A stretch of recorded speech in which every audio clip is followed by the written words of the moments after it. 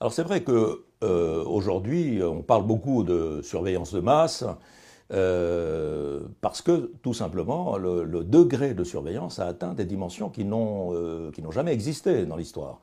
D'abord parce que surveiller, ça a toujours existé, bien entendu, mais surveiller des milliards de personnes, c'était tout simplement impossible, puisque la surveillance était essentiellement une surveillance humaine. Il fallait un surveillant par personne. Ensuite, on a inventé le panopticon au 19e siècle qui permettait à quelques surveillants de surveiller des gens dans des prisons.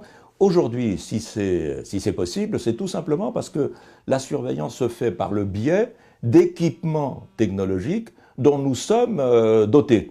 C'est-à-dire que nous, volontairement, on s'est équipé d'ordinateurs, nous nous sommes équipés de téléphones portables, de tablettes, et en nous équipant de ces éléments qui étaient faits en principe pour élargir le périmètre de notre liberté, eh bien, en réalité, nous avons permis à ceux qui veulent nous surveiller d'entrer dans notre intimité, dans notre vie privée, et de tout savoir sur nous, pratiquement tout savoir sur nous, car aujourd'hui, si vous voulez, nous dialoguons davantage avec ces appareils qu'avec notre propre environnement affectif, sentimental, familial.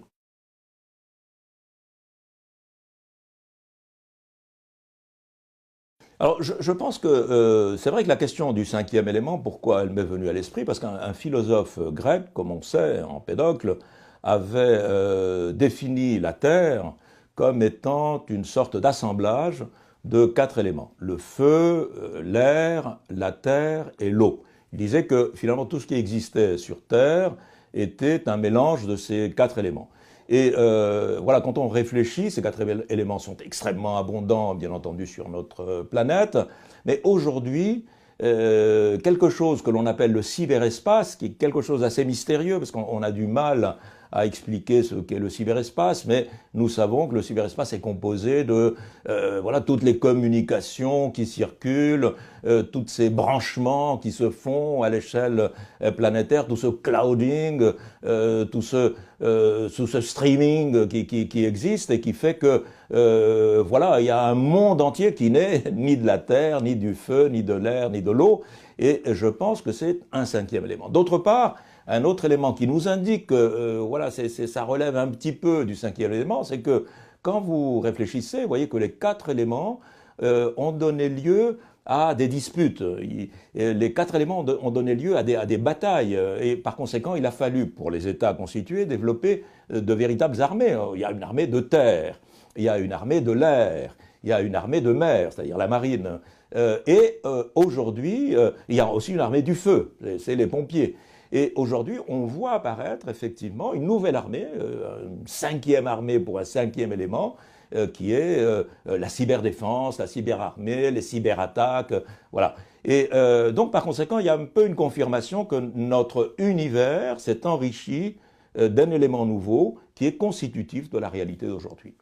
Alors en ce qui concerne le second concept, c'est le concept d'état de surveillance, parce que l'une des caractéristiques des États aujourd'hui, ben, c'est la surveillance. Comme de même que l'État, si vous voulez, est celui qui protège les frontières, qui garantit, je ne sais pas, l'éducation, la santé, qui garantit la justice, etc. Eh bien, l'État aujourd'hui a parmi ses fonctions, il faudrait bientôt nommer d'ailleurs un ministre de la surveillance, eh bien, a la fonction de surveiller. Et nous sommes aujourd'hui effectivement surveillés par les États pour des raisons qui peuvent être justifiées, en tout cas que l'État justifie parce que sous le prétexte de combattre des fléaux comme le terrorisme, etc., ou d'autres, des délits fiscaux, la pédophilie, etc. Donc ça permet à l'État de surveiller, mais surtout parce que, disons, les entreprises privées, qui sont celles qui détiennent le monopole de la surveillance, ce qu'on appelle les GAFA, Google, Amazon, Facebook, et voilà, l'ensemble de ces entreprises, eh bien, elles cèdent à l'État la plupart des données qu'elles recueillent sur nous, et donc l'État est effectivement aujourd'hui en connaissance, ou connaissance potentielle en tout cas, de l'ensemble des données qui nous identifient.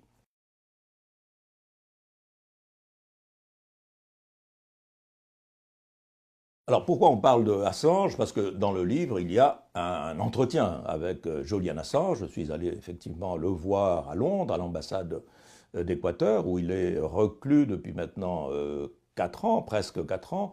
Et donc Assange est effectivement sans doute la personne qui a le plus réfléchi à ces questions de surveillance, et notamment de la surveillance des entreprises privées, notamment de Google, sur nous.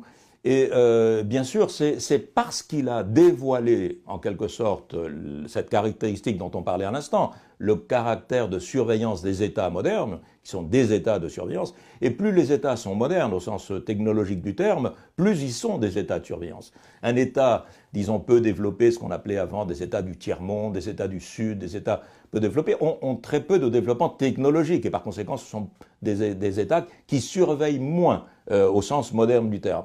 Et donc, Assange a fait l'objet, bien sûr, d'une conspiration pour essayer de l'accuser, bien sûr, d'accusations qui n'ont rien à voir avec la technologie ou avec, disons, les dévoilements qui ont été faits, les révélations qui ont été faites par Assange, mais qui ont pour objectif de soit le capturer, soit le juger, soit l'extrader, surtout vers les États-Unis, pour qu'il soit jugé là-bas, notamment par un tribunal secret qui pourrait le condamner soit de très longues peines de prison, soit à mort, théoriquement à mort, puisqu'il existe aux États-Unis une loi, la loi qui condamne l'espionnage de 1917 et qui permet de condamner ceux qui seraient coupables de trahison ou d'avoir dévoilé des secrets d'État des États-Unis à mort. Donc voilà, l'ONU s'est intéressée au cas d'Assange et un comité d'experts a déclaré que Assange était en quelque sorte voilà,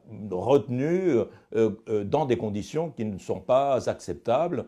Et bien sûr, la réaction des États suédois et britanniques sont des réactions juridiques, c'est-à-dire sur le plan effectivement légal, la Grande-Bretagne n'a pas un prisonnier qui s'appelle Julian Assange, puisqu'il est réfugié